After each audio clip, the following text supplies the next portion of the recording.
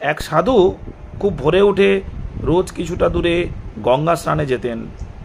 একদিন ওই সাধু খুব ভোরে অন্ধকার থাকতে উঠে গঙ্গা স্নানের জন্য যাচ্ছিলেন। কিছু চোর তখন চুরি করে ফিরছিল। সেই সাধুর সাথে দেখা। সাধু সরলমতি, তিনি ভাবলেন বোধহয় এরাও সাধু, সকালে গঙ্গা স্নানে বেরিয়েছে। আর চোরেরা ভাবল এও মনে হয় আমাদের মতোই চোর, নাহলে এত অন্ধকারে কি করছে। একটি চোর প্রশ্ন করলো, আপনি কে? সাধু বলল, তোমরাও যা আমিও তাই। চোরগুলো খুশি হয়ে বলল, আমাদের দলে একজন বাড়লো, চলো চলো, এখন রাত্রে কিছু বাকি আছে, কাজে লাগাই। বলে চোরগুলি সাধুকে দলে নিয়ে একটা বড় বাড়ির দিকে গেল। সাধু তখন বুঝতে পারলো এরা সাধু নয়, চোর। যাই হোক, তিনি চুপ করে রইলেন।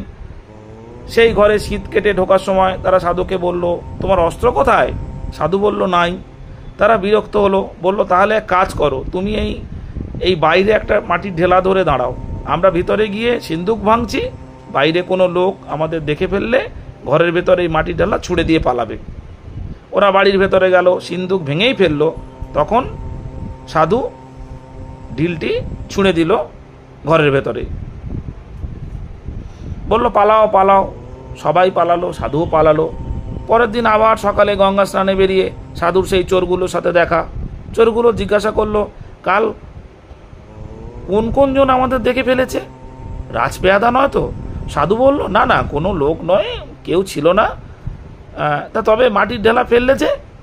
সাধু তখন সরল মনে বলল, তোমরা লোকের ভয় খাও, রাজপেয়াদার ভয় খাও, আর ঈশ্বরের ভয় খাও না মানে? চোরগুলো জিজ্ঞাসা করলো। সাধু বলল, দেখো, কোনো লোক দেখিনি ঠিকই, কিন্তু ঈশ্বর আমাদের দেখছেন, সেটাই মনে হতেই আমি মাটির ঢেলা ঘরে ফেলেছি।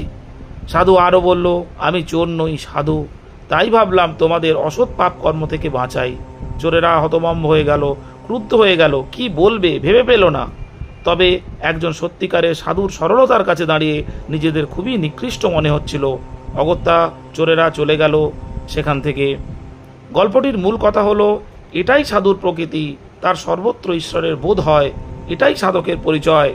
আমাদের এই বোধ নাই বলেই আজ সারা জগৎ মিথ্যাচার, দুষ্কর্ম, ছল, প্রবঞ্চনায় ভরে গেছে।